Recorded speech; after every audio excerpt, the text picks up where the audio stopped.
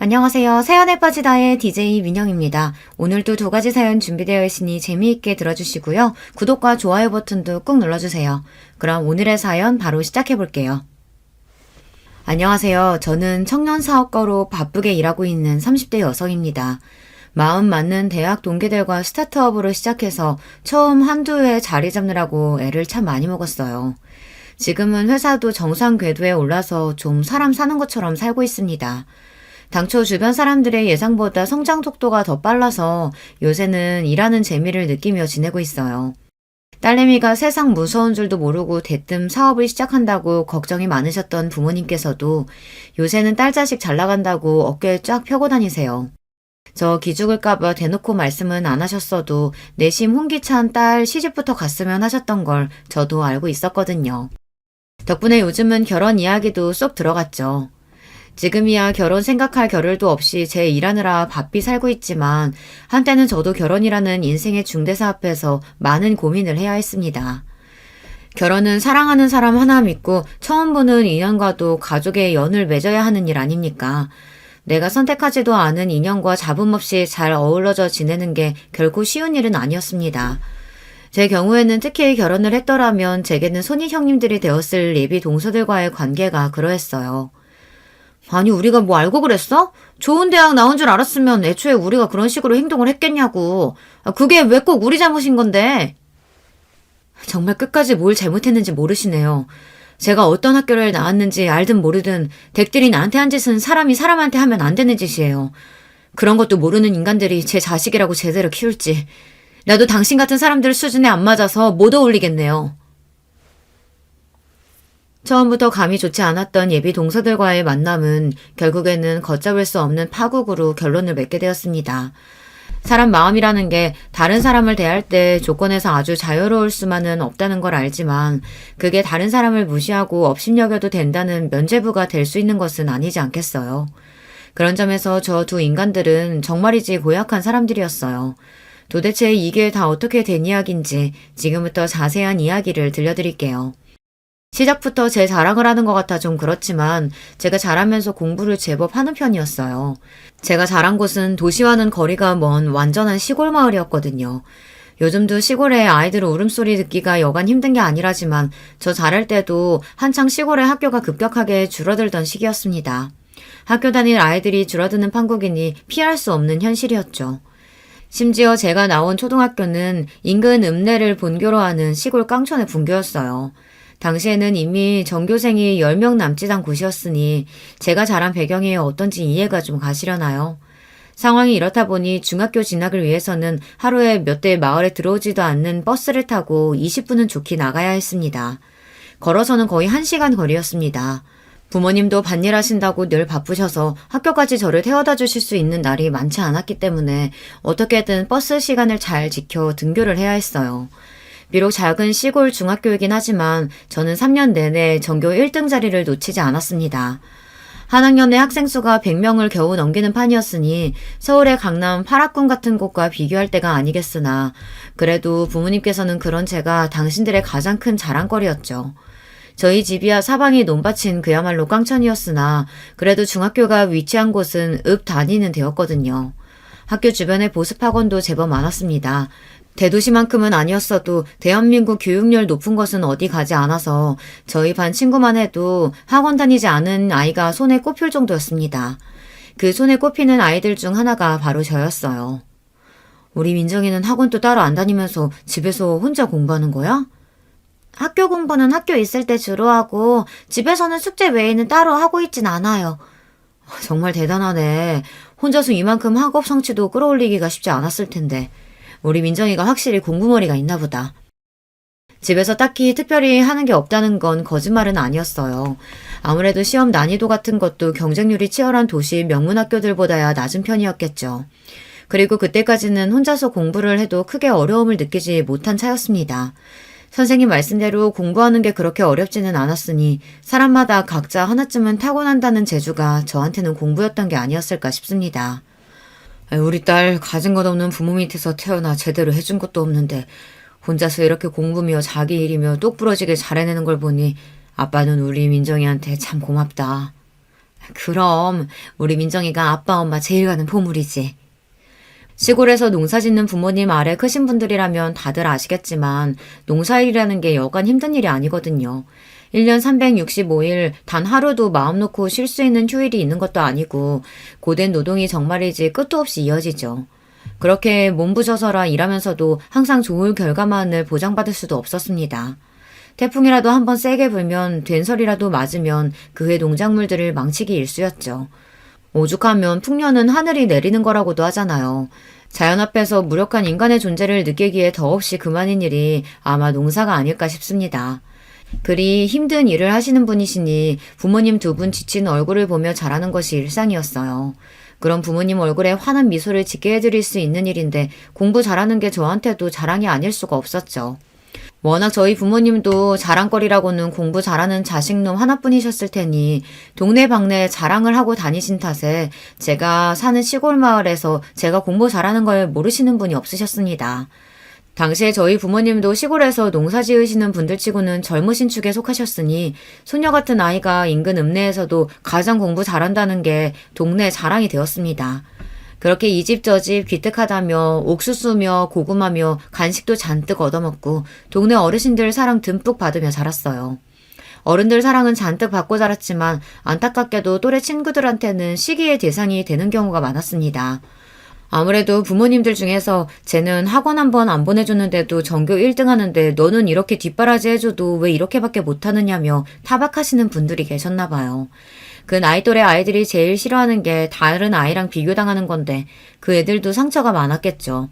결국 그 원망의 화살이 제게 돌아오는 일이 그리 드물지 않았습니다. 쟤 학원 안 다닌다고 하면서 뒤로는 과외라도 받고 있는 거 아니야? 자기는 뭐가 그렇게 잘났다고 학원도 안 다니고 성적이 저렇게 잘 나오겠어. 그러니까 너 평소에 공부 어떻게 하냐고 해도 학교에서 수업 받는 거 말고 별로 하는 거 없다고 거짓말이나 하고 우리는 뭐 학교 수업 안 듣나? 지만 따로 좋은 거 하면서 자기는 노력 안 해도 머리 좋아서 공부 잘한다 뭐 이런 소리 듣고 싶어서 아무것도 안 하는 척 하는 거 아니야? 지금도 제가 그다지 사교적인 성격은 아닙니다만 어릴 때는 정말 수줍음이 많은 편이었거든요. 친구도 정말 마음이 잘 맞는 저와 비슷하게 조용한 친구 몇몇이 전부였기에 저에 대해 오해하는 친구들도 많았어요. 공부 좀 한다고 다른 애들 무시한다는 식으로 몰아가는 아이들도 있었고요. 그럴수록 더더욱 친구 만드는 데 위축이 되어 더 제가 어울리는 친구들과만 가까이 지내게 되었습니다.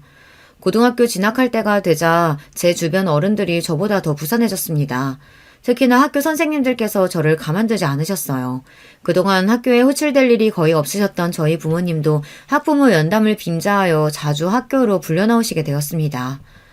아버님, 어머님, 많이 부담스러우실 줄은 알지만 앞으로 민정이 장래가 달린 문제입니다. 제가 보기엔 민정이는 조금만 주변에서 도와주면 정말 좋은 결과 낼 수 있는 아이예요. 조금만 더 무리하시더라도 서울로 보내주실 수는 없을까요?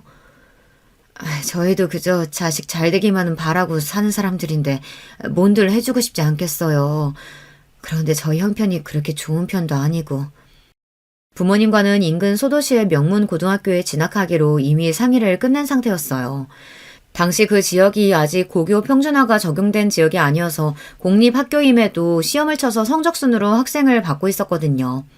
이 근처에서 공부 좀 한다는 애들은 거의 다 그 학교로 진학을 한다고 해도 과언이 아니었으니 저는 그 정도면 나쁘지 않다고 생각했습니다. 솔직히 당시 저희 집 형편을 고려해 볼 때 그 정도도 부모님께서 큰 결심을 하신 거였어요. 차로 저희 집에서 1시간 이상 떨어진 곳이었어서 무조건 성적 우수 학생으로 선발되어 기숙사에 들어가야 했지만 솔직히 제 성적으로는 무리가 없다고 생각했습니다. 성적 순으로 학생을 선별하는 학교이다 보니 기숙사도 상위 학생들에게 제한하고 받고 있었거든요. 부모님 입장에서도 비록 1시간 거리라곤 하나 어린 딸 자식 타지로 유학 보낼 결심이 쉽지 않으셨을 겁니다. 그런데 학교 측에서는 그보다 더 멀리 떨어진 서울의 명문학교에 저를 보내자고 저희 부모님을 설득에 들어간 겁니다. 솔직히 저는 그게 그렇게 마음에 들지 않았어요. 선생님들 입장에서야 본인들이 가르치는 학생이 더 넓은 세상으로 나갈 수 있는 자질을 갖추고 있는데도 어린 나이에 현실의 벽에 부딪혀 제가 더 욕심을 내지 못한다고 생각하셨을 수도 있어요. 하지만 저도 당시에 겨우 16 어린 나이였습니다. 부모님 품에서 벗어나 멀리 떨어진 곳으로 가고 싶다는 마음이 없었어요. 사실 진학하겠다고 한 학교도 기숙사에 들어가야 한다고 해서 걱정이 많은 터였습니다. 주변에 그곳과 비슷한 환경의 학교가 있었더라면 고민도 해보지 않고 집에서 학교를 다녔을 거예요. 통학을 할 때도 몇몇 우악스러운 친구들 때문에 기가 죽었었는데 기숙사 생활을 할 생각을 하면 걱정이 이만저만이 아니었어요. 그런데 인근 도시도 아니고 서울이라뇨. 중학교 2학년 때 다녀온 수학여행을 제외하고 서울은 가본 적도 없었습니다. 지금이야 KTX 타면 2시간도 안 돼서 집에 갈 수 있는 거리이지만 당시로는 저한테 꼭 아느니 아무도 없는 타국에 떨어지는 것과도 같은 기분이었습니다. 엄마, 나 서울 안 가도 괜찮아. 나 근처 학교 가도 잘할 수 있어. 너야 어딜 가더라도 잘하겠지. 이런 잘난 자식 낳아놨으면서 부모가 돼서 뒷바라지 제대로 해줘야 하는데. 자꾸 부모님들이 당신들 탓을 하시는 것도 보기 싫었어요. 남들 보기에 어떨지 몰라도 전 제가 나고 자란 시골 마을을 정말 사랑했거든요. 나는 이렇게 살고 있어서 행복한데 남들이 왜 더 야단인지. 그리고 다른 사람들이 제 소중한 부모님을 자식 뒷바라지 하나 제대로 못하는 못난 부모 취급하는 것도 싫었고요. 하지만 부모 입장에서야 자식이 조금만 더 밀어주면 지금보다 훨씬 더 나은 인생을 살 수 있다고 하는데 그걸 포기할 수 있는 부모가 과연 몇이나 되겠습니까? 민정아, 이제 됐다. 우리 학교 출신 선배님 중에서 장래가 촉망되는 우수학생 후원해주고 싶다는 분이 계신데 네 사정 들으시고는 네가 대학 갈 때까지 교육비랑 생활비 지원해주고 싶다고 하시는구나. 담임 선생님 말씀에 저희 부모님들께서는 눈시울까지 붉히시며 감사 인사를 거듭하셨어요. 하지만 저는 이제 꼼짝없이 머나먼 타지로 나가야 한다는 생각을 하니 두려운 마음에 눈물이 비집고 나왔습니다. 제가 괜찮다는데 굳이 저를 보내시기로 한 부모님께도 어린 마음에 원망스러운 마음이 들었고요. 민정아, 지금이야 네가 엄마 아빠랑 떨어져서 지내야 한다고 생각하니 무섭기도 하고 서운하기도 하겠지만 이게 최선의 선택이라는 건 우리 딸도 곧 알게 될 거야. 어딜 가서도 우리 딸이 잘할 거라는 건 믿을 의심치 않으니 엄마 아빠는 걱정 없이 웃는 얼굴로 너 보낼 거다. 그렇게 저는 서울의 특목고에 진학하게 되었습니다. 그 학교에 입학하고 나서야 제가 그동안 얼마나 우물한 개구리였던 건지 깨닫게 되었어요. 시골 학교에서 공부 꽤나 했다는 건 거기서는 될 것도 아니었습니다. 거기 있는 친구들 중 중학교에서 전교 1등 안 해본 애들이 더 드물었습니다. 저처럼 시골 깡촌에서 유학 온 애들도 거의 없다시피 했어요. 처음 상경했을 때 제가 지내던 곳 풍경과는 달리 빽빽하게 들어선 고층 빌딩들의 눈앞이 빙글빙글 도는 것 같았습니다. 다른 친구들 그동안 살아온 이야기 듣자니 그때보다도 더 눈앞이 도는 기분이었어요. 나는 어릴 때부터 영어 유치원 다니고 방학 때마다 어학연수 나가서 영어 배우고 들어왔어. 엄마 아빠가 어릴 때부터 대학은 미국 아이비리그 보낼 거라고 하셨거든. 근데 나만 그런 거 아닐걸? 우리 반 애들 중에 어학연수 한 번 안 다녀온 애들 없을걸? 제가 어디서 듣지도 못한 시골 마을에서 올라왔다는 걸 알자 호기심을 갖고 다가온 친구 하나가 이렇게 설명했습니다. 그 말이 틀린 말은 아닌지 3학년 선배들 반은 아예 국내 대학에 진학할 국내반과 해외 입시를 준비하는 해외반으로 나눠서 대학 진학을 준비하고 있었어요. 그게 여기선 밥 먹듯이 흔한 일이라고 생각하니 그동안 내가 머물던 곳이 얼마나 좁은 사이였는지 실감이 확 났어요. 당연히 공부해야 할 양도 어마어마하게 불어났습니다. 제가 성적이 잘 나오긴 했지만 공부에 목숨을 건 적은 없었습니다. 집에 와서 숙제할 때 빼고는 들로 밭으로 뛰어다니며 자랐고요. 간간히 부모님 농사일 도와가며 그렇게 지냈어요. 하지만 고등학교 진학 이후 그런 시절은 다시 돌아오지 않았습니다. 다들 공부에 혈안이 된 만큼 누가 시키지 않아도 아이들 모두 밤을 새워가며 공부했고 스스로 그러지 않으려고 한들 과목마다 과제가 너무 많아서 그걸 해결하는 것만으로도 벅찼습니다. 사람이 밥 먹는 시간 빼고는 이렇게 공부에 미쳐 살 수도 있구나 싶었어요. 심지어 잠자는 시간도 줄여야 했으니 처음 한 달간은 밤마다 기숙사 방 침대에서 혼자 눈물을 훔치기가 부지기수였습니다. 그러나 사람은 적응의 동물이라죠. 그런 생활조차도 점차 익숙해졌습니다. 게다가 저는 제가 그렇게 승부욕이 강한 사람일 줄 몰랐어요. 아무것도 모르고 들어와서 처음 치른 시험 등수에 충격을 받아 그날은 아무것도 삼키질 못했어요. 그런 등수는 생전 생각조차 못 해봤습니다. 간신히 중위권에 머무른 등수를 보며 비로소 제 투지가 불타오르기 시작했습니다. 나 여기 보낸다고 우리 엄마 아빠가 무슨 수모를 겪었는데 이대로 주저앉을 수는 없었죠. 그 전까지는 그저 새로운 환경에 적응하려고 어떻게든 아등바등 다른 친구들 하는 걸 따라했다면 이제는 이 학교에서 반드시 꼭대기에 올라가리라는 다부진 마음을 먹고 진심을 다해 공부에 임했어요. 그 결과 저는 2학년에 올라갔을 때는 저희 반 1등이 되어 있었습니다. 야, 마음 먹는다고 다 성적 나으면 우리 학교 애들 죄다 하버드 갈게? 너도 진짜 대단하다. 그 시골에서 어떻게 여기까지 오나 했는데 한민정, 너 이런 면이 있었구나? 공부가 사람 평가하는 가장 큰 기준인 학교이다 보니 제가 누구인지 모르던 아이들조차 저를 달리 보기 시작했습니다. 자연스레 주변 친구들이 해외 명문학교 진학이 유력한 아이들로 채워지기 시작했어요. 그때는 그저 친구들이 많아졌다는 게 마냥 좋았었는데 사회에 나오고 나니 각 분야에서 왕성하게 활약하는 그 애들이 죄다 제 인맥이더군요. 그때는 몰랐습니다. 주변 어른들이 하시던 말씀이 이렇게까지 고려하신 거구나 싶네요. 성적은 오르고 올라 3학년에 올라가니 제 성적은 해외반 중에서도 최상위권이었습니다. 예전 같았으면 유학이라고는 상상도 못했겠으나 그래도 저도 이 학교 들어와서 보고 들은 게 적지 않았어요. 워낙 명문학교 진학률이 높다 보니 유학을 후원해 주시는 분과 연결되는 것도 어렵지 않았습니다. 이왕 큰 물로 나온 김에 제 능력으로 갈 수 있는 데까지는 가보고 싶었어요. 결국 저는 아이비리그 진학에서도 가장 높게 평가하는 무려 하버드 대학교에 진학하게 되었습니다.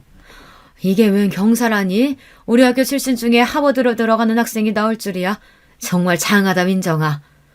내 새끼 혼자서 그 타지에서 얼마나 고생이 많았을꼬. 우리 민정이 기특하다 기특해. 유학이 확정되고 금유한양한 고향에서 제 고등학교 진학을 도와주신 중학교 선생님들과 관계자분들이 저를 과거 급제라도 한 듯 열렬히 맞아주셨습니다. 어린 딸 타지로 보내고 노심초사하셨을 부모님도 기쁨의 눈물을 쏟으셨어요. 정말 다들 감사합니다. 엄마 아빠 조금만 더 기다리면 내가 정말 호강시켜줄게. 다시는 힘든 일 안 하시게 내가 다 해드릴 거야. 머리도 좋은데 심성까지 고운 것 보게. 민정이 네가 우리 동네 자랑이다. 3년 노력의 결과를 더할 나위 없는 최고의 결과로 돌려받게 되어 정말 기뻤습니다. 그렇게 시작한 미국 유학 생활도 성실하게 했어요. 비록 대학생이라고 낭만을 즐길 여유라고는 없을 정도로 어마어마한 공부량에 치여야 했지만 그 덕에 더 나은 사람으로 성장할 수 있었고 그 안에서 돈 주고도 살 수 없는 유망한 인재들과의 인연을 맺을 수 있었던 것 또한 제 인생의 큰 재산이 되었습니다. 유학을 마치고 국내 유수의 기업에서 사회생활을 시작하면서도 자신감 넘치는 태도로 살아갈 수 있었던 것은 이렇듯 제가 쌓아 올린 것들로 인해 제 자존감도 올릴 수 있었기 때문이겠죠. 대학 때도 너무 바빠서 제대로 데이트할 시간도 없었는데 귀국하니 선자리가 제법 들어왔습니다. 이제 제 스펙도 국내에서 손에 꼽힐 정도이니 상대의 조건도 썩 훌륭했으나 왠지 그런 식의 만남이 썩 내키지는 않더라고요. 그즈음 제게 아주 적극적으로 다가오던 사람이 바로 예비 남편이었습니다. 제가 근무하는 회사의 협력사 직원이었던 그 사람 직장도 꽤 훌륭한 평가를 받는 곳이었어요. 학벌도 국내 명문대로 졸업했고요. 에이 그래봤자 너한테 될 건 아니지. 객관적으로 보자면 동기 말이 틀린 말은 아니었습니다만 애초에 학벌 따져가며 연애할 생각도 별로 없었고 그저 대화 수준이 맞지 못할 정도가 아니면 크게 신경 쓰지 않았습니다. 무엇보다 예비 남편의 매너 있는 태도와 준수한 용모도 마음에 쏙 들었고요. 그렇게 연애를 시작하고 채 1년도 지나지 않아 결혼 이야기가 나오게 되었어요. 당시에는 제가 학교 졸업하자마자 저희 엄마 아빠 거처부터 옮겨드려서 그래도 전에 살던 시골에서 조금 근교의 읍내에서 지내고 계시는 부모님이셨습니다. 학생이었다고는 하지만 학교 이름값이 있어 그런지 학생 시절 인턴십 했던 곳에서 꽤 많은 금액을 적축할 수 있었거든요. 그렇게 이제 나이 드셔서 너무 무리 가는 밭일을 그만두시게 하고 그 근처에 작은 가게를 내드렸어요. 아이고 우리 잘난 딸내미 덕에 엄마 아빠가 호강한다. 고맙다 우리 딸. 저희 부모님이 저에게 해주신 거에 비하면 톡도 없다고 생각했지만 언제나 그렇듯 우리 딸이 최고라 말씀하시는 부모님께 감사했습니다. 저희 부모님과는 달리 예비 남편 집안은 그 사람 날 때부터 유복하다고 하더군요. 부모님 두 분 중 아버님은 사업을 하시고 어머님은 전문대에서 교수로 재직하고 계셨습니다. 아들 삼형제 중 막내인 예비 남편은 그렇게 교육에 대한 관심이 지대한 부모님 밑에서 크게 사고치지 않고 성실히 공부해서 좋은 대학, 좋은 직장에 들어간 부모 속 썩일 줄 모르는 말 잘 듣는 아들로 자라났습니다. 비록 자라온 환경이 차이 나는 게 좀 걱정스럽긴 하지만 아가씨가 머리가 좋아 좋은 직장까지 다닌다고 하고 우리 애랑 말도 잘 통한다고 하니 그건 참 좋네요. 결혼해서도 이 근처에서 지낼 테니 지금이랑 크게 바뀌지 않을 것 같아 그것도 마음에 들고요. 첫 인사드린 자리에서 묘하게 신경 거스르는 말씀을 하시는 예비 시어머니가 좀 마음에 걸리기는 했어요. 하지만 어쨌든 저를 좋게 보셨는지 그 이후로는 제게 상냥하게 대해주셔서 그러려니 했습니다. 원래 시어머니 자리라는 게 며느리 마음에 쏙 들기가 더 어렵다고 하던데 이만하면 불평할 정도는 아니겠지 싶기도 했고요. 저보다는 막상 저희 부모님께서 걱정이 많으셨습니다. 양가 상견례를 앞두고 수심이 깊은 얼굴을 하신 부모님께서 이렇게 말씀하시더라고요. 우리 딸내미야 세상 어딜 내놔도 꿀릴 것 없는 잘난 자식인데 정작 아빠가 이렇게 시골 사람 뒤 줄줄 나는 촌부라서 우리 딸한테 도움은커녕 괜히 책 잡힐까 걱정이다. 무슨 소리야. 아빠가 어디가 어때서. 너야 효자니까 그렇게 말하지만 사실 엄마 아빠가 뭐 내세울 게 있는 사람도 아니고 그저 자식 잘난 거 하나 자랑 삼아 살아온 사람들인데 장서방 부모님 되시는 분들은 사업도 크게 하시고 사부인 되실 분은 교수시라며 그런 분들한테 우리가 어디 성에 차겠어? 네가 워낙 잘났으니 받아주셨겠지. 자꾸 속상한 소리 할 거야? 그렇게 따지면 엄마 아빠는 이렇게 잘난 딸 키워낸 대단한 사람들인데 꿀릴 거 하나도 없으니까 그런 소리 하지 마. 그렇게 단단히 다짐을 받아두었지만 항상 딸 자식 앞길에 당신들께서 걸림돌이 되지는 않을까 노심초사하시는 분들이시니 상견례를 앞두고 위축이 많이 되셨을 거예요. 설마 그럴 일은 없겠지만 혹여나 우리 부모님 기죽이는 말 한마디만 해도 가만히 있지 않으리라 저도 마음을 굳게 먹었습니다. 결혼을 엎으면 엎었지 평생 딸 자식 하나 바라보면서 최선을 다해 사신 부모님한테 상처 주는 일을 할 생각은 추워도 없었습니다. 남자야 새로 만나면 그만이지만 부모님은 저한테 유일하신 분들이 아니겠습니까? 걱정했던 바와는 달리 상견례 자리에서 예비 시부모님과 저희 부모님 간에 그런 문제의 조짐은 보이지 않았습니다. 사회 지도층답게 우아하고 기품 있는 태도로 저희 부모님을 정중히 대해주시는 예비 시부모님 모습에 저 역시 만족스러웠고요. 오히려 제 신경을 거스른 부분은 따로 있었습니다. 안녕하십니까. 한민정이 아비 되는 사람입니다. 안녕하세요. 민정이 엄마예요. 반갑습니다. 사돈 사부인. 멀리까지 오시느라 고생 많으셨죠? 화기애애하게 첫인사를 주고받는 부모님과 예비 시부모님과 달리 저희 부모님 행색을 한번 쓱 훑더니 예비 동서 둘이서 지들끼리 작게 속삭이더라고요. 순간이긴 했지만 둘째 동서라는 여자가 키득거리는 꼴도 분명히 봤습니다.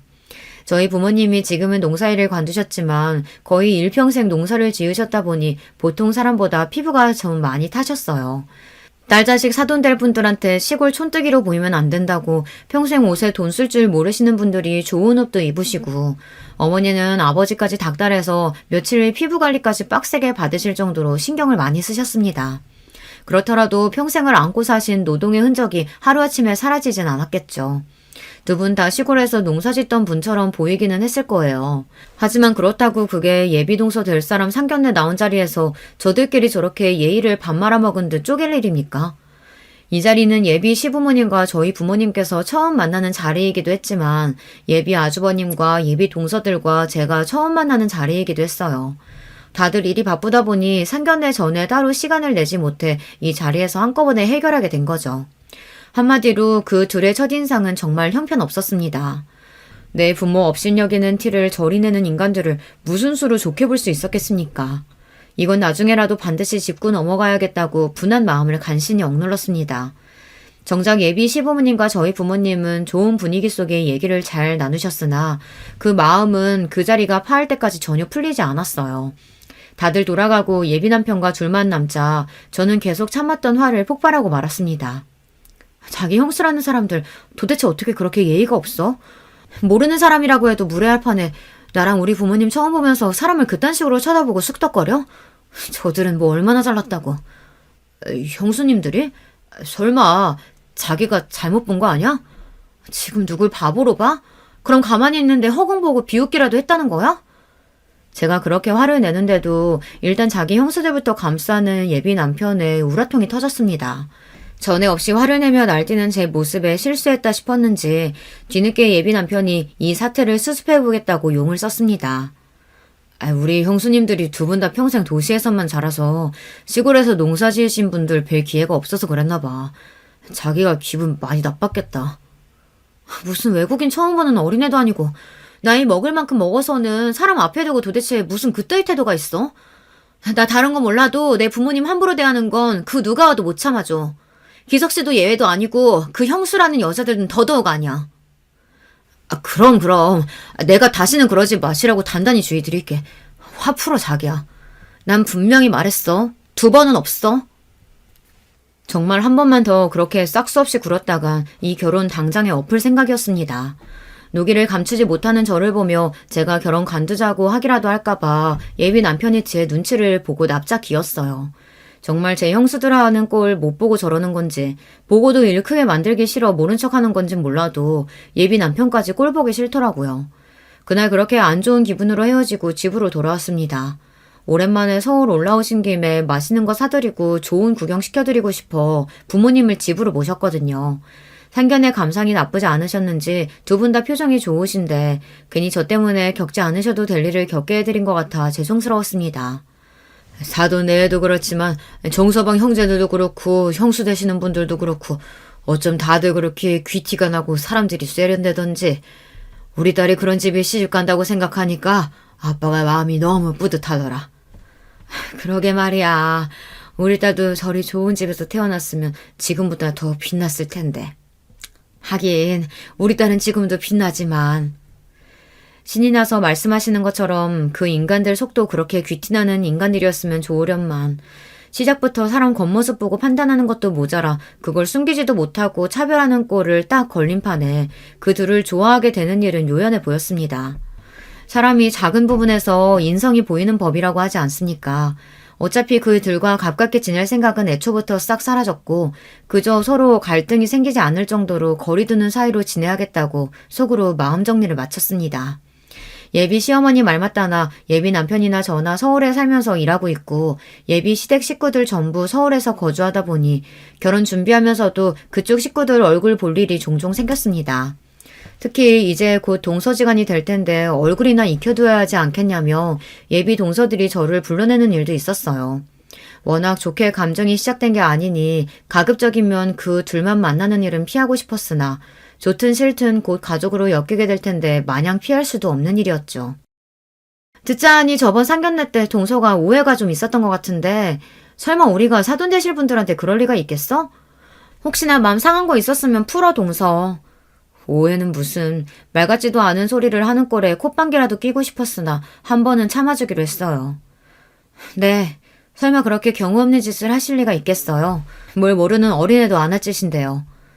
제 말에 동시에 둘 표정이 떨떠름해졌습니다만 뭐 제 알바인가요. 분위기를 풀어보겠다고 둘째 동서가 다급하게 말을 꺼냈습니다. 그 시골에서 올라와서 대도시 생활 적응하느라 고생 많았을 텐데 앞으로 우리가 많이 도와줄게. 동서지간 좋다는 게 뭐겠어. 상경한 지 10년이 넘었는데요 뭐. 저도 여기서 밥 벌어먹고 사는 사람인데 걱정해 주셔서 감사합니다. 대도시 생활 적응이니 뭐니 아무래도 제가 시골 출신이라는 소리를 듣고 기 좀 죽일 심산이었나 본데 제가 미국 가서 대학 생활까지 한 사람인데 듣고 있으니 실수밖에 안 나오는 얘기이지 않습니까? 저것들은 둘 다 바보인가 싶었어요. 이런 걸로 차별적인 발언을 하고 싶지는 않았으나 둘 다 국내에서 대학 나온 걸로 알고 있는데 도대체 뭘 믿고 나한테 저렇게 대도하는 척을 하려고 드는 건지 도통 이해가 되질 않았습니다. 우리 둘은 결혼 전부터 서로 알고 지내는 사이다 보니 뒤늦게 우리 집 식구 되면서 막내 동서로 들어오게 될 동서가 걱정이 많을 거 알아. 우리도 손이 사람으로서 본을 보일 테니까 동서도 잘 따라줬으면 좋겠어. 한마디로 제가 기싸움에서 져줄 생각이 전혀 없어 보이니 서열로라도 찍어 눌러보겠다는 소리였습니다. 본을 보이긴 애초부터 바닥 다 보인 마당에 뭐 가르칠 게 있다고요. 거기에 예 그러십시오 해줄 생각은 눈콧만큼도 없었기에 일부러 말을 돌렸습니다. 두 분은 원래부터 인연이 있으셨나 봐요. 우리가 같은 학교 동문이거든. 내가 이화여대 주회 선배고 우리 둘째 동서가 내 후배야. 굳이 묻지도 않은 출신 학교를 밝히는 두 사람 얼굴에 자부심이 줄줄 흘러넘쳤습니다.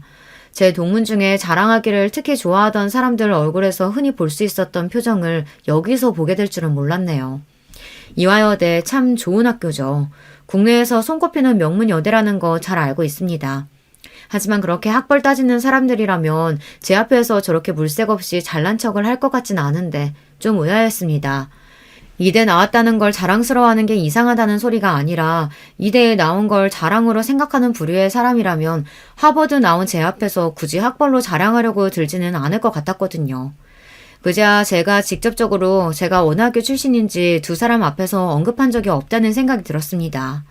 상견례 자리에서도 당연히 예비 남편이 식구들에게 이미 말했겠거니 생각했지 제 입으로 어느 학교를 나왔느니 떠들어댄 적은 없었습니다. 사실 그러기도 참 이상한 일 아닙니까? 밥 먹다 말고 갑자기 제가 하버드대 나왔어요. 뜬금없이 말하는 것도 우습잖아요. 그러고 나서 예비 남편을 만나고는 내내 의문이었던 점에 대해 물어보았습니다. 기석씨, 혹시 나 어느 학교 나왔는지 집에 얘기 안 했어? 어? 당황해서 되묻는 꼴이 대답이나 마찬가지였습니다. 저는 좀 황당해진 기분으로 다시 물었어요. 아니 왜? 보통 집에서 결혼할 여자 데려온다고 하면 집안 환경이 어떻느냐, 학교가 어딜 나왔느냐 그런 거 제일 많이 물어보는 거 아니야? 아니 그게...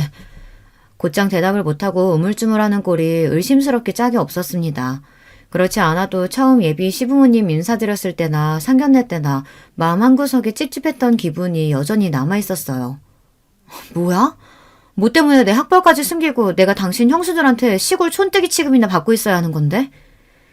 그동안 제가 참아도 너무 많이 참아줬죠. 자꾸 사람 의심을 들쑤시게 행동하는 예비 남편을 추궁하자 어쩔 수 없이 그 사람이 사정 이야기를 하기 시작했어요. 그게 말이야. 사실 우리 부모님이 좀 보수적인 데가 있으셔서 며느리가 자기 아들보다 학벌이 너무 좋아도 남자 쪽이 기죽는 거라고 별로 좋게 생각을 안 하시거든. 그래서 부모님한테는 자기가 그냥 수도권 대학 출신이라고만 했어. 뭐 이런 황당한 소리가 다 있나요? 남들은 내세우지 못해 안달인 제 학벌인데 여자가 학벌 더 좋으면 남자 기죽인다는 소리도 웃기지만 그걸 또 저렇게 대응한다는 소리는 들어보지도 못했습니다. 내가 진짜 기가 막혀서 내가 공부 열심히 해서 좋은 대학 나온 게 자기네 집에서 책 잡힐 일이야? 나 학벌 좋다고 좋은 데서 얼마나 선짜리 많이 들어왔는 줄 알아? 이런 황당한 취급도 듣도 보도 못했어. 그리고 부모님이 그렇게 생각하신다고 그걸 그런 식으로 얼버무려? 요즘 같은 세상에 비밀이 어디 있다고. 평생 속이기라도 할 작정이었어? 당신 지금 나까지 거짓말쟁이로 만든 거야. 나까지 바보 만든 거라고. 미안해. 결혼 전에 괜히 자기 속 시끄러워질 일 만들기 싫어서 그랬어. 내가 조만간 책임지고 제대로 얘기할 테니까 제발 화내지 마, 자기야. 내 속은 지금 네가 더 시끄럽게 만들고 있어. 어떻게 이렇게 황당한 짓을... 그럼 자기 형수들이 나랑 우리 부모님 그렇게 깔본 것도 그래서 그런 거였니? 이화여대에는 기대 것도 아닌 서울 변두리 대학이나 나온 줄 알아서? 우물쭈물 대답을 못하는 꼴을 보니 결과가 뻔했습니다.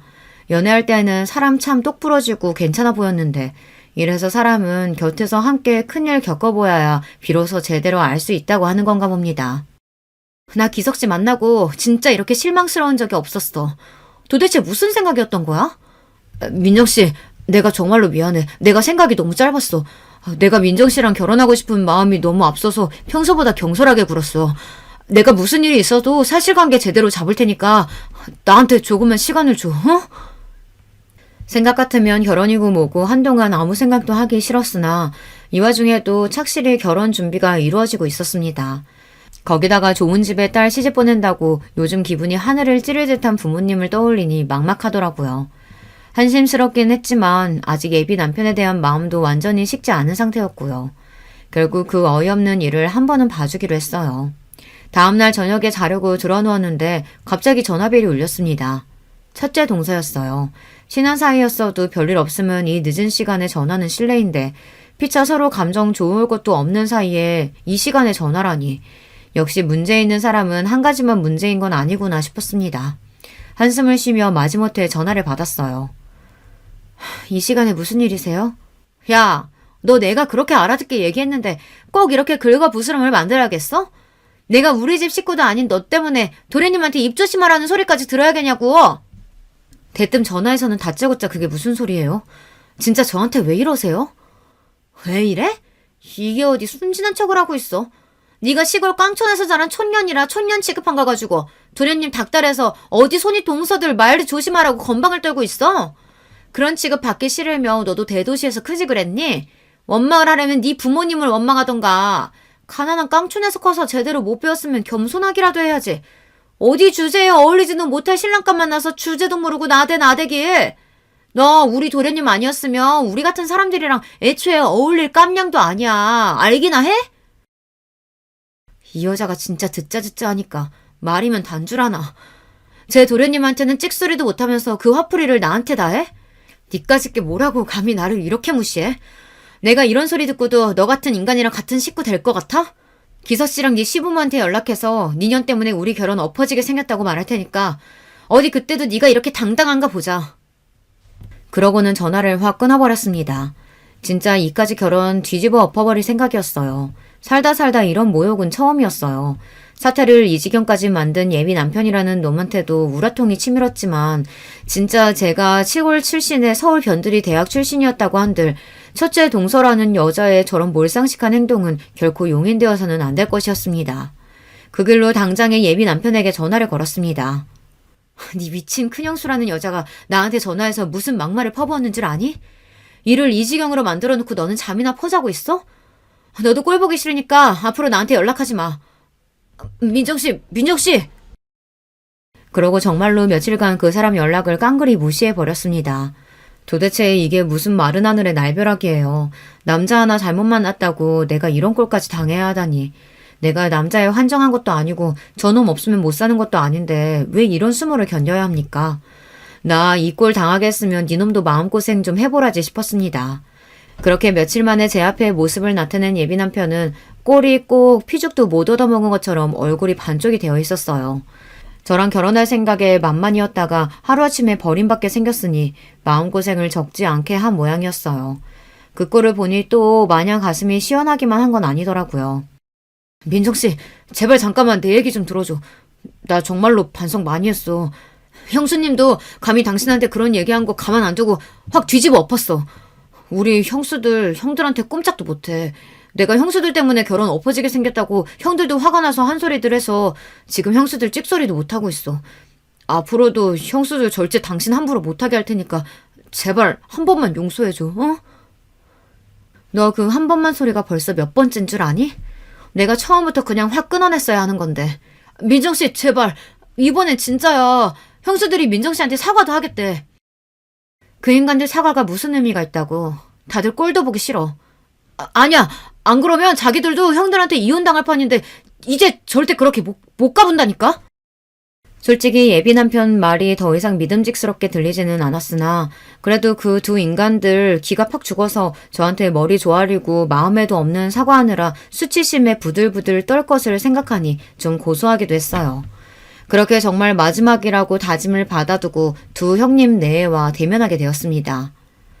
재수씨, 제 안사람이 정말 큰 실수를 저질렀다고 들었습니다. 재수씨 입장에서 얼마나 화가 나고 상처가 되셨겠어요. 제가 대신해서 정말 사죄드립니다. 아주버님께서 잘못하신 것도 아닌데요. 사과할 사람은 따로 있지 않나요? 제 말에 그 자리에 있던 모든 눈들이 두 예비 동서에게 꽂혔습니다. 자기 남편들한테는 꼼짝도 못한다는 말이 거짓은 아니었던지 어지간힘도 아주버님들 눈치를 보는 예비 동서들 꼴이 우스웠습니다. 두 사람이 내키지 않는 표정으로 마지못해 입을 떼었습니다. 그날은 말이 좀 심했어. 그렇게까지 말할 건 아니었는데 내가 좀 흥분했어. 지금 그걸 사과라고 하시는 거예요? 이화여에 대해서는 사과를 그런 식으로 하라고 가르치나 봐요. 결코 호락호락 넘어가 줄 생각이 없던 제게 턱도 없는 사과 같지도 않은 사과였습니다. 자기 딴에는 저보다 못한 인간에게 제 자존심 뭉개가면서 사과했는데 제 반응이 날카롭자 첫째 동서도 그만 제 성질머리를 이기지 못하고 버럭 악을 쓰기 시작했습니다. 사람이 이렇게까지 굽히면 그런가 보다 할 것이지. 니까짓 게 뭐라고 이렇게 건방을 떨어 이 촌년이. 형수님 진짜 미쳤어요? 이 사람이 진짜 제정신이야? 아니 다들 좀 너무한 거 아니에요? 우리는 엄연히 이 집 식구고 저 사람은 아직 남인데 그리고 우리 학벌에 비해 저 사람 조건이 처지는 것도 사실이잖아요. 입 다물어. 내 학벌이 뭐가 그렇게 모자라는데? 대학은 니들만 나온 줄 알아? 대학이라고 다 같은 대학인 줄 아나. 어디 듣도 보다 못한 전문대로도 나온 모양인데 그걸로 지금 어디다 갖다 비비는 거야? 그 말과 동시에 제 졸업장 사본을 그 막대 먹은 여자 면상에 철썩 집어던졌습니다.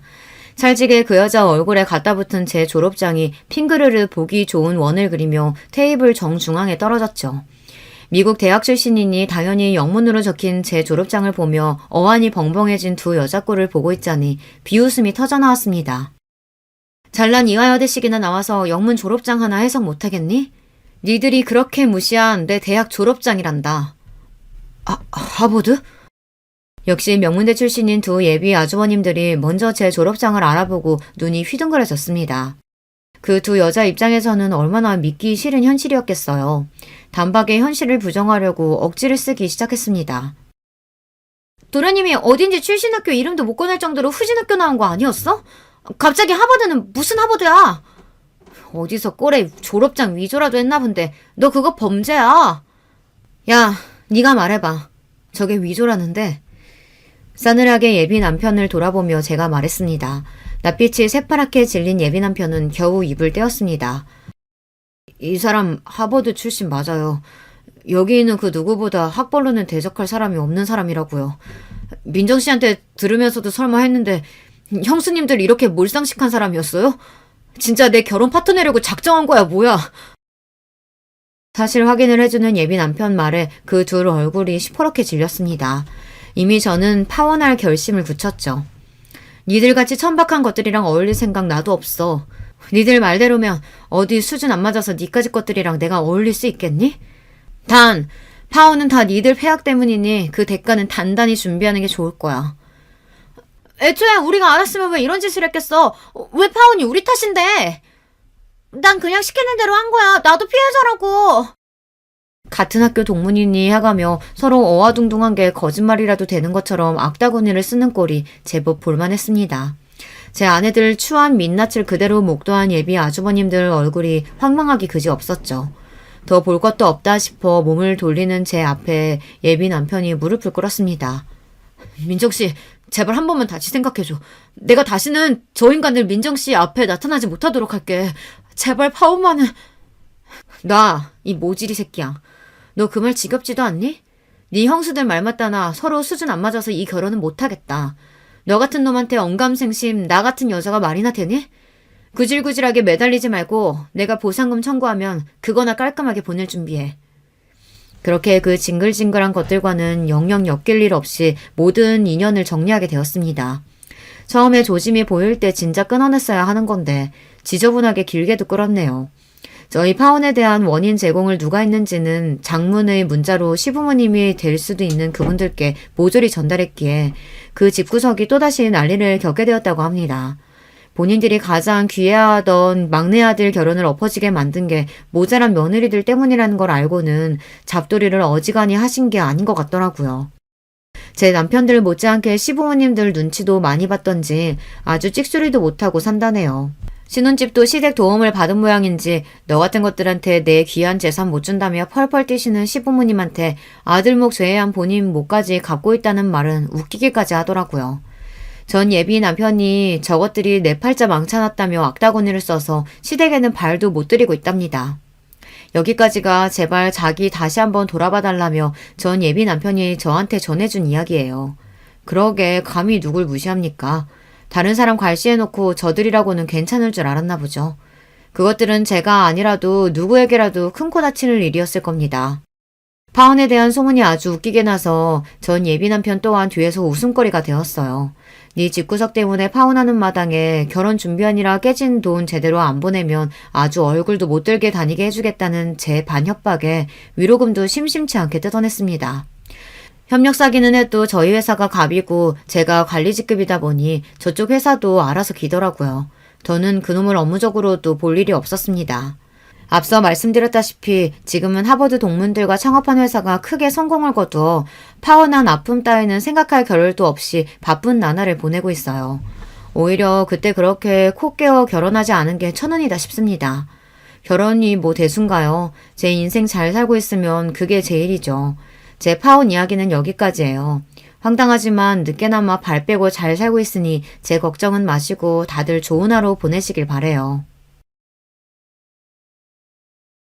안녕하세요. 코로나가 한창일 때부터 제가 사연에 빠지다를 듣기 시작했는데 지금은 어느새 열혈팬이 되어버렸네요. 저는 어렸을 때부터 집에서 차별을 엄청나게 받고 큰 사람입니다. 딸이라고 장녀라고 모든 책임감을 다 져야 했으며 차별을 당연시해야만 했어요. 저는 동생만 둘인데요. 남동생은 남자랍시고 어렸을 때부터 집안의 기둥 대들보였습니다. 시집 온 뒤로 마음고생하며 친정엄마가 지내고 계셨을 때 딸인 제가 태어나서 더욱 속상해 하셨었고 그걸 만회시켜준 존재가 남동생이었던 거예요. 저는 참 억울하게도 외모가 친탁을 했습니다. 친정아버지를 많이 닮았으면 차라리 나은데 친할머니하고 정말 비슷한 인상이에요. 친정엄마께서는 그렇기에 더더욱 저에게 정이 안 간다고 하셨죠. 너는 암만 내 배로 직접 낳았어도 나하고 닮은 구석이 하나도 없어서 그런가? 아니면 내가 너무 싫어하는 그 얼굴을 닮아서 그런가? 정을 줄래야 줄 수가 없어. 하여간 표정도 음침해가지고 애가 애답지도 않고 보는 사람을 아주 우울하게 만든다니깐. 어린 딸에게 친정엄마가 하셨던 말씀 지금 생각해도 너무 서럽네요. 저는 타고난 성정이 차분하고 조용한 편이었어요. 그런데다가 하도 차별을 받고 구박을 받으니까 집에서 기가 죽어서 의기소침해졌죠.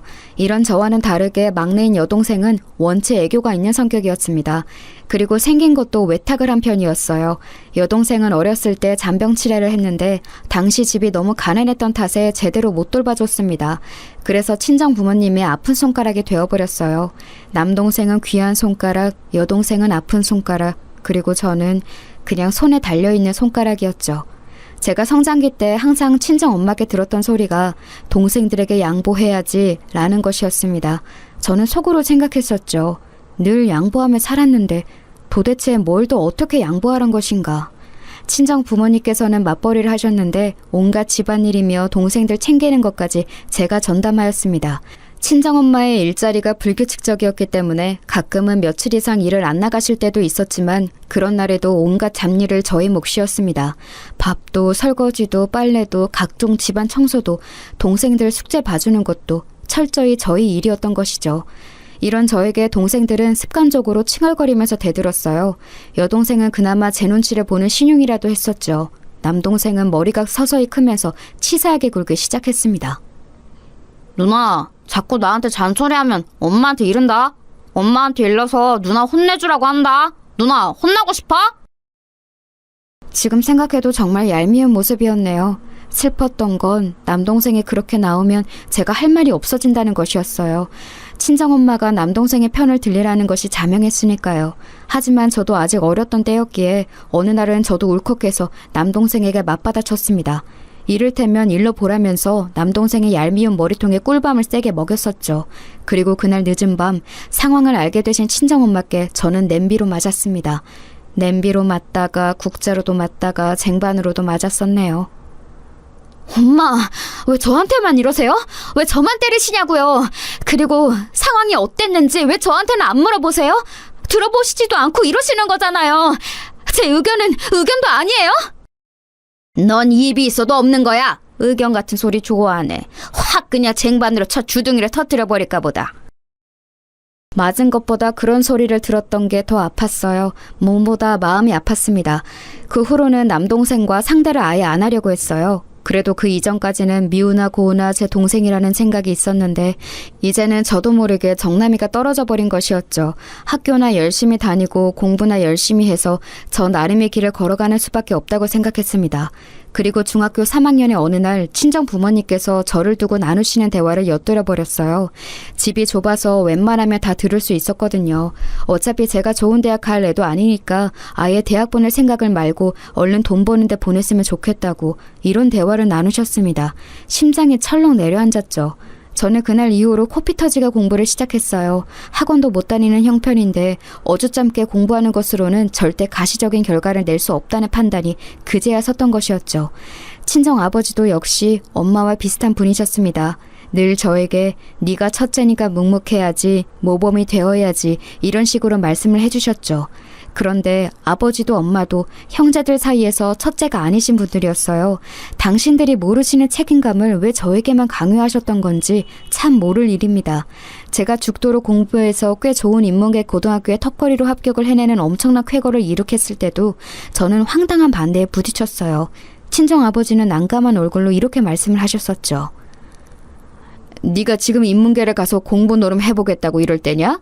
대학 욕심이 있나 본데 어설프게 굴 거라면 일찌감치 접어라. 접고 그냥 돈이나 빨리 버는 길만 생각해. 왜요? 아버지하고 엄마 두 분 다 대학 안 나오셨잖아요. 그러니까 저라도 대학을 나와야죠. 그런 얘기는 왜 해? 공부는 네가 안 해도 우리 집안 대들보가 할 거다. 우리 아들내만 믿고 있어. 우리 집안 대들보? 우리 아들냄?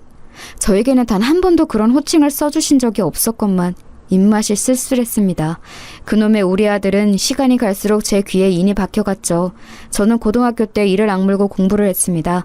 자식이 없는 형편에도 알아서 코피 터지도록 공부를 하면 부모 입장에서는 너무 고마운 일 아닌가요? 쌍수 들고 환영해야 마땅한 상황 아닐까요? 그런데 희한하게 친정엄마는 갈수록 초조해하셨습니다. 처음에는 제가 인문계 고등학교에서 난다긴다 하는 애들에게 눌려서 성적을 다 망칠 것이라 전망하시고는 저를 비웃으셨지만 끈기를 잃지 않은 제가 점차 성적을 잘 내기 시작하자 반응이 달라지셨던 거예요. 제가 고등학교 2학년이었을 때부터는 아예 작정하시고 악담을 하셨었네요.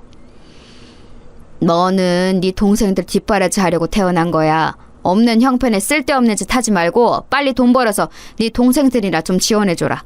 대기업 공장 같은 데 들어가면 좀 좋니? 네가 벌어온 돈으로 우리 아들 공부 좀 편안한 환경에서 지켜보자. 너는 그저 시집이나 잘 가면 되는 거야. 지금 굳이 그렇게 공부한다고 쓸데없이 굴 필요가 없어. 여자는 어차피 출가 외인인데 네가 결혼 전에 가족한테 헌신하지 않으면 언제 또 장녀로 선신할 수가 있겠니? 집안일 잘하고 동생들 잘 돌봤다고 하면 점수 잘 따서 괜찮은 곳에서 너를 며느리로 맞아줄 수도 있겠지. 이런 쉬운 길 두고 왜 멀리 돌아가? 그쯤 되니까 저는 친정엄마를 상대하는 것이 제 손해라는 것을 알았어요. 그래서 여자는 오로지 시집 가는 것만이 종착지인가요? 라는 질문을 속으로만 감췄습니다. 겉으로는 대충 고개만 끄덕거려 드렸죠. 저의 건조한 반응에 친정엄마는 분통을 터뜨리셨고요. 정말 저는 이해할 수 없었습니다. 헌신적인 장녀로 살고 싶다고 말을 한 적 없었고 결혼 잘하는 게 목표라는 말은 더더욱 한 적이 없었는데 왜 저를 멋대로 재단하고 인생을 설계하시는 건지 그저 답답할 따름이었네요. 저는 이런 상황들을 다 이겨내고 대학 입학 시험에서 좋은 성적을 거두었습니다. 그랬건만 집에서는 먹고 죽을래도 돈 없으니까 대학 갈 돈은 지원 못 해주겠다고 그랬어요. 담임 선생님께서 기가 막혀 하셨죠. 이런 상황이면 빚을 내서라도 자식 대학부터 보내주는 게 맞는 건데 어떻게 부모가 그럴 수 있냐면서 착잡해 하셨고 저는 너무 부끄러웠습니다. 학교의 선생님들께서 나라에서 지원받을 수 있는 방법들을 알아봐 주셔서 저는 간신히 대학에 등록할 수 있었어요. 눈물나게 감사했고 신기했습니다. 아는 만큼 보인다는 말이 뭔지 실감도 되었고요. 나라의 도움을 요청해 볼 생각조차 못했었는데 알지 못하기 때문에 누리지 못했던 것들이 많을 거라는 생각이 들었습니다. 졸업 전에 담임 선생님께서 저에게 해주셨던 말씀이 무척 인상 깊었습니다. 집에서는 내가 교사가 되는 걸 예전에 무척 반대하셨었어. 지원도 안 해줄 거라고 엄포를 놨는데 나는 꿋꿋하게 교사의 길을 걸었지. 그리고 후회는 없어. 내가 하고 싶은 걸 해냈으니까. 너는 이제 20살이야. 그거 아니? 너는 이제 2번 다시는 네 평생에 19살로 돌아가지 못한다. 인생의 모든 순간은 그 순간이 마지막 순간이야. 시계바늘을 뒤로 돌릴 수 있지만 그렇다고 시간이 뒤로 가는 건 아니지. 지난 날을 후회한다고 한들 그 과거로 돌아갈 수 없어. 후회를 최소한으로 남기고 싶으면 네가 하고 싶은 것을 해야 돼. 선생님, 그런데요. 저는 가족들이 예뻐하는 사람도 아니고 친구도 많지 않고 가진 것도 없어요.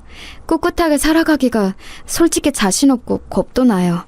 세상이 앞으로 제가 외톨이인 걸 눈치채고서 저를 무시할 것만 같아요. 너를 무시하든 비웃든 그 누구도 네 인생을 대신 살아줄 수는 없어. 휩쓸리지 마라. 너는 네 인생을 오롯이 살아가면 돼. 최선을 다해서 너 자신에게 부끄럽지만 않게 살면 후회는 없이 살 수 있을 거야. 와, 그 순간에 깨달음이 들더라고요. 저는 아무것도 가진 게 없다고 생각하며 살아왔지만 제가 처음부터 가지고 있는 게 있었습니다. 인생, 저의 인생이요. 친정 부모님의 방해 공작에도 불구하고 제가 대학 입학을 이뤄냈듯이 제가 하나둘 원하는 대로 발자취를 남겨가는 제 인생, 저만의 것이었습니다. 저는 들러리나 엑스트라가 아니라 제 인생에서는 주인공이었던 거예요. 담임 선생님을 통해 저는 살면서 어른다운 어른을 만나는 게 얼마나 중요한지를 느낄 수 있었어요. 감사한 어른을 만났기 때문에 용기를 내어서 대학 생활을 멋지게 해보기로 했습니다. 친정 부모님께서는 저를 괘씸해 하셨어요. 명문대에 들어가면 뭘 하냐면서 부모의 최종 허락도 받지 않고 멋대로 대학 등록을 해버린 건 천하의 불효라고 욕을 하셨죠. 저에게 짐 싸서 집을 나가라고 하셨습니다.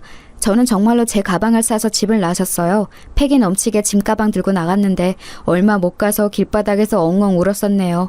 너무 서러워서 지나가던 사람들이 보든 말든 그냥 막 울었습니다. 하지만 돌아가고 싶지는 않아서 학교 근처에 하숙집을 구했어요. 제가 청소를 다 할 테니까 하숙비를 깎아달라는 간청을 다 하고 다녔는데 딱 한 곳에서 저를 받아주었습니다. 정말 마음씨 좋은 노부부께서 운영하고 계신 곳이었고 저는 또 좋은 어른을 만난 덕분에 힘을 얻을 수 있었어요. 저를 괘씸해하면서 그렇게나 욕을 하시더니 몇 달이 지나자 친정 부모님은 저에게 남동생의 공부를 봐달라고 하셨습니다. 학교 시험에서 이번에 5등을 한 게 처참한 모양이었어요. 혹시 앞에서 5등인가 했는데 그게 아니라 뒤에서 5등을 했다고 하더군요. 그것도 전교 등수였습니다. 기가 막혔죠. 친정 엄마가 우는 소리를 하시길래 제가 그랬습니다. 어차피 누군가는 꼴찌를 하는 세상이에요. 그게 우리 집에서 난 것뿐이죠. 있을 수가 없는 일이야. 너는 내가 문제집 한 권 살 돈도 안 줬는데 알아서 공부하더니 대학까지 잘 갔잖아? 그렇다면 우리 집안 머리가 타고났다는 건데 우리 아들은 왜? 어째서 그게 안 되느냐 말이야. 너무 속상해 하시길래 더 대꾸를 안 해드렸건만 남동생은 아예 저 사는 대로 주말에 보내셨습니다. 공부를 알려달라는 것이었죠. 주말이면 저는 아르바이트를 해야 했건만 남동생 때문에 2배로 힘들었어요. 남동생은 의욕도 공부머리도 없었습니다. 그건 여동생 또한 마찬가지였죠. 저는 3남매 중에서 저 혼자 다른 특성을 타고났다는 걸 이때 다시 실감했던 것 같아요. 아무리 시켜보아도 동생들은 공부에 끈기를 붙이지 못했습니다. 친정 부모님은 원통해 하셨고요. 그러던 어느 날 하숙집 주인분들의 지인께서 방문을 하셨어요. 공교롭게도 주인분들께서 잠시 외출을 하신 상태여서 제가 그 손님을 맞이했는데요.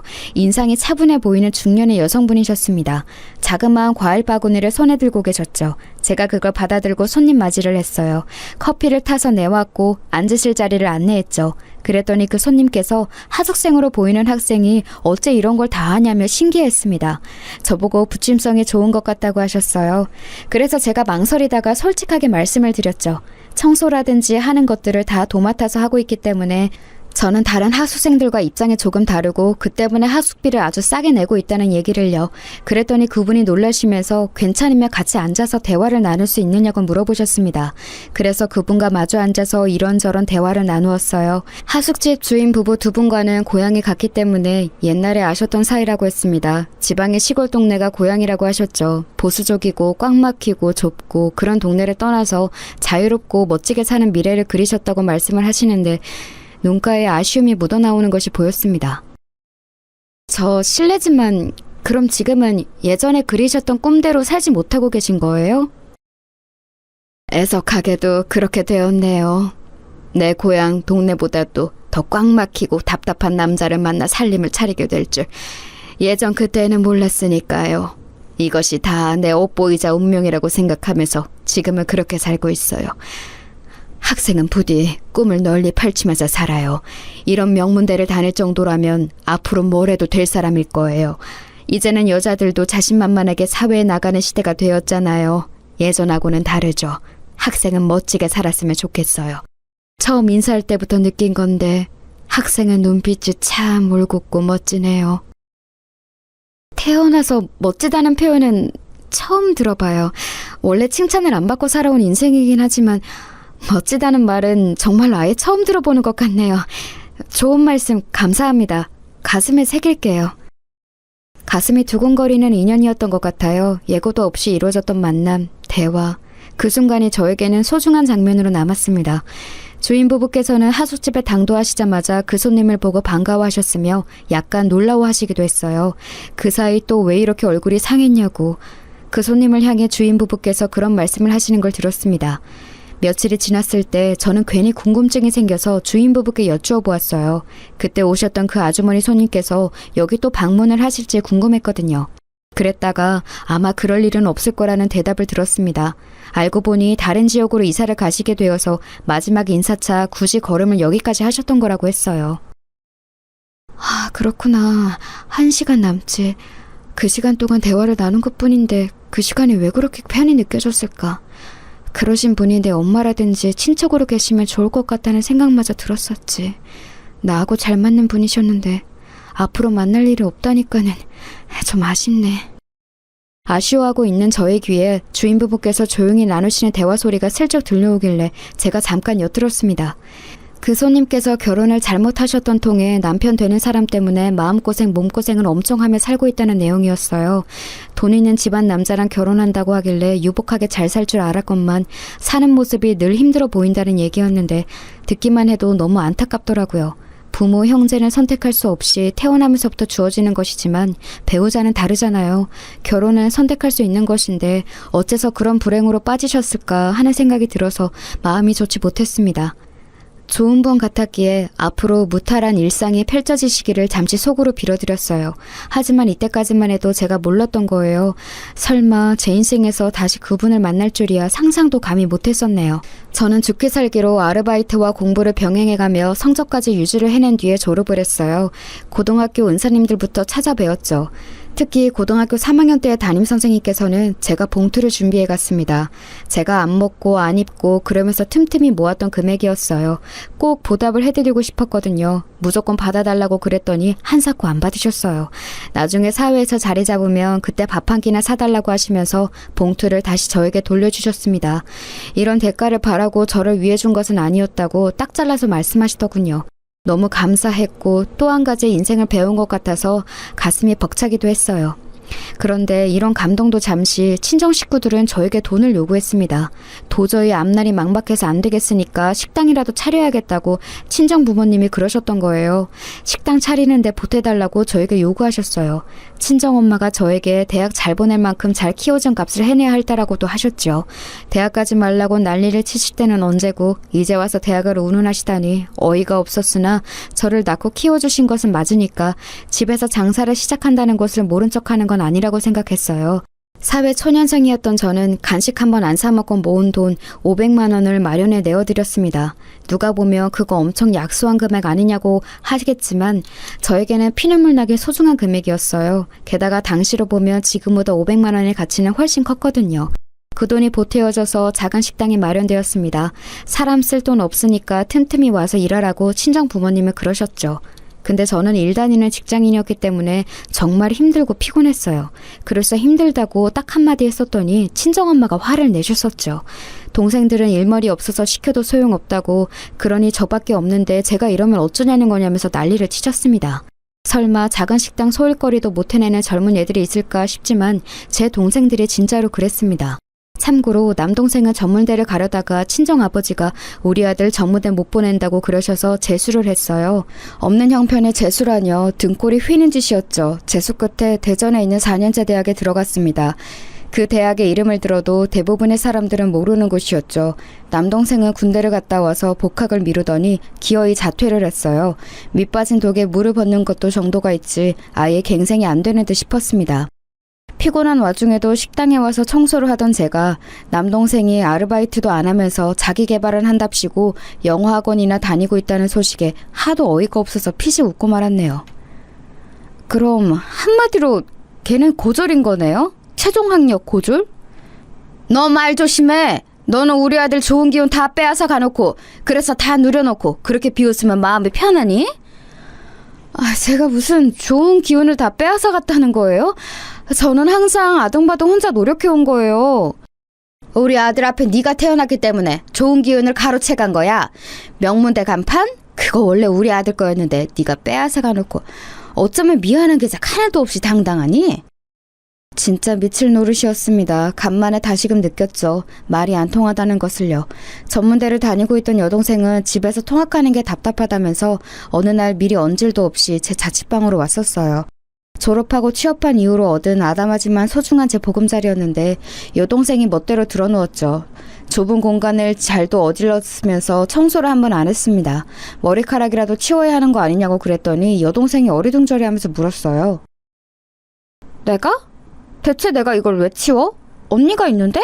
청소 전문은 원래 언니잖아. 눈 동그랗게 뜨고 하는 소리가 너무 얄미워서 머리에 꿀밤 세게 먹이고 잔소리를 했습니다. 제발 정신 차리고 앞가림 똑바로 하라는 얘기를 해줬더니 이튿날 그걸 친정엄마께 다 일러바쳤더라고요. 장녀만 장녀답게 의젓해야지 동생들에게 왜 그렇게 매정하냐면서 제가 어렸을 때부터 들어온 그 잔소리를 친정엄마는 똑같이 하셨습니다. 이제는 넌덜머리가 나서 여동생을 내쫓았고 가게 일도 안 도와줬어요. 그리고 몇 달 뒤 결국 친정 식구들은 그 가게를 말아먹었습니다. 정리하기로 했다는 연락이 왔을 때 한숨이 쉬어졌었네요. 이때쯤 되니까 아는 언니들이 하나둘 시집을 가기 시작했어요. 저하고 동갑인 여자 직장 동료 한 명도 만나는 남자하고 결혼 준비를 하고 있다고 했었고요. 저는 속으로 스스로를 비웃었죠.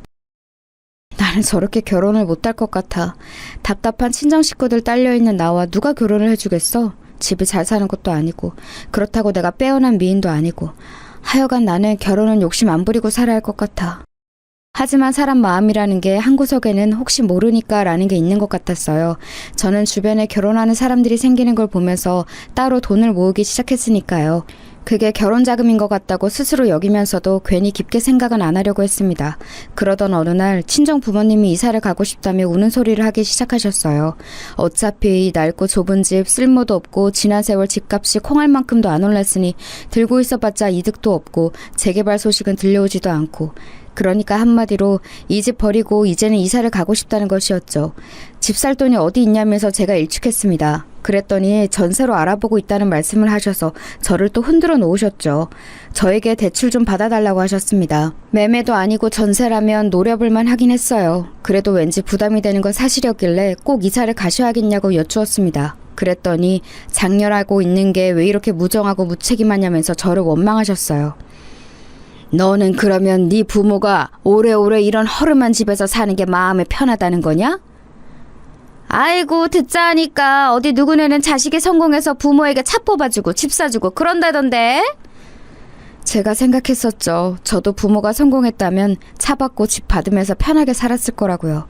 지금처럼 온갖 고생하면서 피곤하게 안 살아왔을 거라고. 그런 생각을 하면서 약간은 슬퍼했습니다. 그런데 그때 결국 그 오래된 집을 팔았어요. 집 팔아서 생긴 돈, 제가 대출받아서 생긴 돈, 이런 것들 합쳐서 적당한 전셋집을 구해드렸죠. 전에 살았던 곳보다 당연하지만 훨씬 아늑하고 좋은 집이었습니다. 그때 제가 두 분께 말씀을 드렸어요. 저는 이제 할 도리를 다 했다고 생각합니다. 저에게 더 이상 뭘 요구하지 마세요. 낳아주시고 키워주신 은혜는 여기까지로 봐도 저는 다 갚았다고 봐요. 고작 이런 거 해주고 생색 한번 더럽게 잘 내네. 누가 보면 집을 아예 장만해준 줄 알겠다. 전세 금액의 대부분은 우리 집 처분한 돈이면서. 너 진짜 그렇게 살지 마라. 친정엄마가 저를 혼란하신 것에 저는 너무 속상해져서 집을 구해드리고 난 뒤였지만 연락을 오히려 안 하고 살게 되었어요. 제가 연락을 뚝 끊었더니 안달이 나셨는지 먼저 연락을 해오시더군요. 솔직히 말씀을 드리자면 저는 그래서 제가 어찌되었든 우리 집에 꼭 필요한 사람 1순위로 찾게 되는 자식 이런 거라고 여기면서 제 나름의 가치를 찾았던 것 같아요. 차별받고 커왔었기 때문에 인정받고 사랑받고 싶다는 욕구가 쉽사리 가시지를 않았나 봐요. 그래서 자꾸만 완전히 친정 부모님을 끊어내지 못하고 때마다 나약해지는 마음으로 살아왔던 듯 싶습니다. 우리 아들이 드디어 정신을 차리고 기지개를 활짝 켤 모양이다. 취업하러 다닐 거라고 하던데 내가 정장 한번 맞춰줄 수 있을까? 백화점 한번 같이 가보는 건 어때? 백화점 정장이라뇨. 엄마, 요즘은 면접 보는 용이라고 하면 정장 대여해주는 곳들이 있어요. 잘 되어 있으니까 그런 거 이용하면 돼요. 야, 우리 아들이 성공하면 어른이 너에게 잘 안 해줄까 봐서? 너 진짜 그렇게 살지 마라. 너 하나만 잘났다고, 너 하나만 살아보겠다고 이기적으로 굴고 그러면 못 써. 그렇게 사는 거 아니야. 대체 뭐가 이기적이고 뭘 그렇게 살지 말라는 것인지 이제는 기가 막힐 기운조차 없었네요. 이런 와중에 제 여동생, 웬 근본도 알 수 없는 양아치 같은 놈과 눈이 맞아서 혼인신고부터 덜컥 해버렸습니다. 친정 부모님이 그 놈을 마음에 안 들어 하시니까 여동생이 아예 혼인신고부터 저질러 버렸던 거예요. 그래 놓고서는 저에게 결혼식 올려야 하니까 돈 달라고 연락을 해왔습니다. 다른 것도 아니고 결혼식을 하면 어차피 축의금으로 다 갚는데 왜 못 도와주냐면서 엉엉 울더군요. 왜 그랬겠나요? 당연히 그만큼 축의금을 못 거둘 거 아니까 그랬죠. 신혼살림은 그놈이 원래 살던 월세방에서 같이 살 거라고 했습니다. 어이가 없더라고요. 있는 돈 뒤져서 300만 원을 여동생에게 주었어요. 그랬더니 꼴랑 이거 주는 거냐면서 저에게 쌍욕을 했습니다. 받지나 말고 욕을 하든가 여동생이나 친정엄마나 너무 비슷하다는 생각이 들었네요. 그런데 그 300만 원을 비롯한 결혼자금을 들고 그놈이 도망을 가버렸어요. 연락두절이 되었죠. 그놈의 가족이라고 알았던 사람들도 알고 보니 다 가짜였다면서 여동생이 망연자실했습니다. 진짜 미치는 줄 알았어요. 가족 때문에 진절머리가 났습니다. 남동생은 자꾸 취업에서 미끄러지고 있었는데 친정엄마는 제 탓을 하고 계셨죠. 제가 취업운도 다 빼앗아갔기 때문에 자꾸 이런 결과가 나는 거라고 하셨습니다. 이래서 첫째를 딸로 낳는 게 아니었는데 내가 너를 그때 낳는 게 아니었는데 이런 하소연이나 하시길래 제가 적극적으로 장만을 도와드렸던 그 전셋집에 모처럼 들렸던 저는 자리를 벅차고 나왔었죠. 얼마 후에 제 인내심을 시험하는 일이 있었어요. 저희 친정이 오래 살았던 옛날 그 집, 거기가 희한하게 집값이 좀 오른 거예요. 친정 부모님은 난리가 나셨죠. 곡소리를 내셨어요. 제가 만약에 전셋집 구하는 것을 도와주지만 않았어도 그 집을 그때 안 팔았다고, 가만히 앉아서 돈 벌 수 있었는데 저 때문에 기회를 놓쳤다고 저를 원망하셨습니다. 그래서 제가 이때 선언했던 거예요. 앞으로 연락하지 말라고요. 안 보고 살자고요. 그게 최선의 방법임을 굳이 제가 외면하면서 살아온 세월이 아까웠습니다. 저를 원망하는 친정 식구들과 연락을 끊은 이후로 저는 남자친구를 새로 사귀게 되었어요. 처음에는 몰랐습니다. 남자친구와 제가 설마 특별한 인연이 있을 줄 말이죠. 정말 딱 한 명 겹치는 지인이 있어서 우연히 안면을 트게 되었다가 얘기가 잘 통하길래 사귀게 되었고 몇 달 지났을 때 결혼 생각을 하게 되었어요. 네, 바로 이 사람이 제 남편이 되었죠. 나는 네가 그간 어떤 인내심을 가지고 살아왔을지 얘기를 들으면서도 감히 짐작이 안 간다. 내가 너였으면 진작에 뒤집어 엎었을 거야. 자식 농사 너 하나 성공한 것 같은데 네 부모님께서는 그 사실을 모르시는 것 같네. 나도 처음에는 그렇게 생각했었는데 지금은 아닌 것 같아. 사실은 알고 계시지만 인정하기 싫으신 게 아닐까 싶어. 나는 아무것도 아닌 손가락이니까 나만 밥그릇 잘 챙기면서 사는 게 싫으시겠지. 지난 세월 결국은 내 노력을 알아주실 거라고, 나를 인정하고 사랑해 주실 거라고 헛된 희망을 품어왔던 게 너무 바보 같아. 부질없다는 걸 몰랐어. 남편 앞에서는 속마음을 다 말할 수 있었어요. 편하고 의지가 되었습니다. 그래서 꼭 결혼하고 싶었건만 친정 식구들이 결사 반대를 했던 겁니다. 상견례 자리 마련할 거라고 연락을 했더니 고작 그런 남자와 결혼하는 게 말이나 되냐면서 친정아버지가 화를 내셨어요. 그러더니 남동생이 전화를 받았고요. 저한테 섣불리 결혼하는 건 아닌 것 같다면서 그런 소리를 했습니다. 본인이나 잘할 것이지 저에게 그런 충고를 하는 게 어이가 없었네요. 그리고 바로 그때 친정엄마가 이렇게 외치시는 소리가 들려왔던 겁니다. 우리가 영영 걔한테 기생해서 살아야 하는데 결혼해서 탈출하게 둘 수야 없지. 지금은 걔가 잠시 삐쳐가지고 연락 안 하면서 산 거였고 보나마나 시간이 좀 지나면 다시 또 연락하면서 잘 지내게 되어 있어. 가족 위하는 우리 집안 장녀의 단물이며 핏물까지 앞으로도 계속 쪽쪽 빨아먹을 거야. 엄마, 지금 목소리 혹시 언니한테 다 들리는 거 아니야? 바로 옆에서 오빠가 언니랑 통화 중이잖아. 에이, 전화기계에다 입 대고 말한 것도 아닌데 왜 들리겠어? 절대 안 들려. 여동생의 걱정에 대고 친정엄마는 호언장담을 하셨고 저는 눈이 돌아갔어요. 남동생에게 말했습니다. 야, 네가 엄마한테 전해드려. 다 들렸다고. 잘 들었다고. 앞으로 나는 당신 딸 아니고 한 가족도 아니라고. 그렇게 말씀 잘 드려라. 누나, 뭔가 지금 오해가 있는 모양이야. 엄마가 반쯤 장난으로 저렇게 말씀하신 거겠지. 어이없는 변명을 들을 가치도 없어서 전화를 끊었고 한참을 울었네요. 그래서 상견례 아닌 상견례 자리에는 저만 나갔어요. 시댁 식구들과 저뿐인 만남이었던 것이죠. 원래 남편에게 고모 되시는 분까지 그 자리에 나오기로 했었는데 제 친정 식구들이 전부 강제 불참하게 되는 바람에 시댁에서도 시부모님과 남편만 조촐하게 나왔습니다. 제가 그때 속으로 잠깐 의문을 품었었죠. 상견례 자리에 웬 고모? 특이하다 싶었건만 이 집안이 장난 아닌 곳이었던 거예요. 한마디로 시집살이를 엄청 시키면서 시자 유세를 떠는 곳이었습니다. 시아버지의 오만한 인상과 시어머니의 소심한 인상이 대비되어 보이면서 일목요연해지더군요. 그런데 제가 그 자리에서 시어머니를 빤히 쳐다보다가 기시감을 느꼈어요. 그러다가 깨달음이 왔죠. 그건 시어머니와 제가 동시에 느낀 것이었습니다. 서로 놀란 눈빛을 교환했어요. 왜냐하면 시어머니께서는 바로 제가 옛날에 대학 다닐 때 살았던 하숙집에서 맞이했던 그 손님이셨기 때문입니다. 너무 놀라서 제가 입을 틀어막았는데 시어머니께서 그때 눈짓을 보내시면서 남몰래 검지를 입에 대셨어요. 비밀이라는 그 제스처, 저희의 인연을 지금 이 자리에서 꺼내지 말라는 신호였습니다. 저는 알겠다면서 고개를 살짝 끄덕였고 시어머니와 초면인 것처럼 행동했어요. 하지만 가슴은 막 두근거리고 있었죠. 시아버지께서는 목소리나 말투, 표정 같은 게 전부 괄괄하신 분이셨습니다.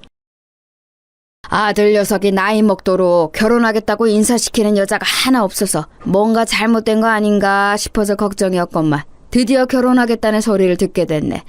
대학을 아주 좋은 곳으로 나오셨어. 집안 사정인지 지랄인지 때문에 아무도 안 나온 그쪽 가족들은 좋은 대학 나온 사람이 한 명도 없다던데? 군계 일학이야 뭐야? 네? 네. 군계 일학은 저에게 맞지 않는 표현 같고 그저 어쩌다 보니 운이 좋았습니다. 제가 장녀이다 보니까 책임감을 안고 살아왔는데 그러면서 가족들하고 마찰이 좀 생겼어요. 결혼에 대해서도 의견이 맞지 않아서 부득불 오늘 저 혼자 갑자기 자리하게 된 점 다시 한번 죄송하게 생각합니다. 말하는 본세가 명문대 나온 여자 맞네. 단정하고 똑부러져. 그런데 나는 개인적으로 여자가 그렇게 똑똑하고 잘난 건 별로 안 좋다고 봐. 안 좋다고요? 실례지만 왜 그렇게 보시는지 여쭈어볼 수 있을까요? 이유야 한도 끝도 없지. 여자란 자고로 집안일 잘하고 자식 건강하게 낳아 키우고 늘 지아비를 공경하고 지아비의 가족 역시도 공경하고 겸손하고 나대는 법 없이 함부로 말대꾸하지 않고 그런 게 최고야. 그게 바로 모든 남자들이 원하는 최고의 신부감이지. 그런데 그런 여자가 시대가 바뀌면서 점점 줄어들고 있기 때문에 복날에 개 패듯이 한 번씩 손을 봐주면서 길들여야 돼. 요즘은 이런 수고로움이 필요해졌어. 세상에나 당초에 제가 무슨 소리를 들은 건가 싶어서 잠시 머리가 지끈거렸습니다. 그때 남편이 테이블 아래로 몰래 제 손을 잡아왔고 슬쩍 눈이 마주치자 저에게 입모양으로 무시해라고 말을 해왔어요. 그러자 저도 모르게 피식 웃음이 날 뻔했네요. 남편이 말하기를 회사 일 때문에 일본에 가 있는 자기 형은 친탁을 했고 자기는 외탁을 했다고 했는데 과연 그게 맞는 것 같았습니다. 시어머니를 뵈니까 확실히 남편하고 느낌이 비슷하더라고요. 시아버지란 분이 몹시 충격적이긴 했으나 남편이 변함없이 좋았고 무엇보다 시어머니를 이런 식으로 다시 재회한 것이 신기하고 놀라워서 이건 필시 인연이라는 생각이 들어서 시간 끌지 않고 바로 결혼을 해버렸어요. 친정 식구들은 제 결혼을 앞두고 난리였죠. 결혼식에 설마 안 부를 거냐면서 거품을 물고 발작을 해댔습니다. 저한테 또 무정하고 냉정하다고 그러더군요. 지긋지긋했어요. 예전 같았으면 또 마음이 흔들렸을 텐데 이제는 남편이 있었기에 저의 새로운 가정을 꾸리고 싶다는 소망으로 제 친정 식구들을 외면할 수 있었습니다. 그런데 결혼식을 목전에 두고 친정 식구들이 제가 아직 정리 전이었던 자취방으로 총 출동을 한 거예요. 당황한 저는 당장 돌아가달라는 말만 반복했죠. 그러나 친정 식구들은 완강했습니다. 멋대로 이렇게 결혼할 거라면 식장에 찾아가서 깽판을 치겠다고 하더군요. 와, 그 말을 듣는데 진짜로 눈물이 핑 돌더라고요. 왜 이렇게 이 사람들은 나에게만 잔인할까 이런 생각이 들었네요. 그리고 저는 이미 과거를 벗어난 저였습니다. 저는 제 자취방으로 밀고 들어오려던 친정엄마를 떠밀었어요. 강하게 떠밀자 바닥에 나뒹구셨죠.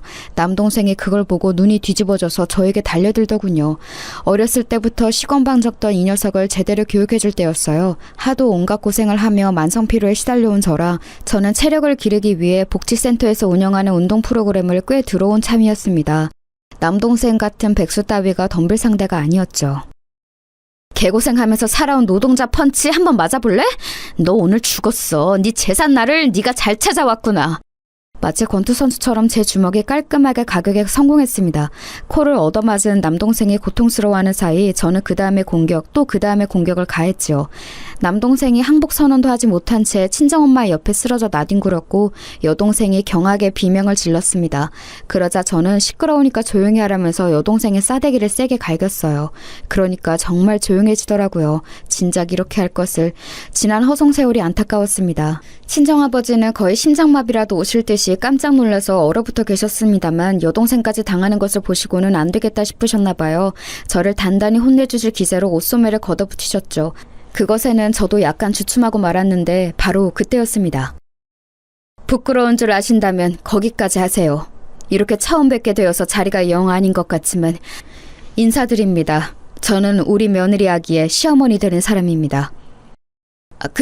그렇다면 사부인 되시는군요. 안녕하세요. 저는 부족하되 부족한 딸의 애비 되는 사람입니다. 사부인께서 저희 딸 자취방에 오신 걸 보면 사이가 가까운 것 같은데 사부인께서 정확히 아셨으면 하는 게 있습니다. 저희 딸 지금 불효를 넘어선 폐륜을 저지르고 있는 중입니다. 바로 잡아야 하는데 사부인께서도 도와주시면 좋을 것 같네요. 친정아버지가 다급하게 말씀하셨고 저는 망연자실했어요. 이런 상황에서 시어머니께서 당연히 어른들 간에 통하는 대화를 하실 것 같았고 저는 왠지 사과를 하는 결말일 것 같았거든요.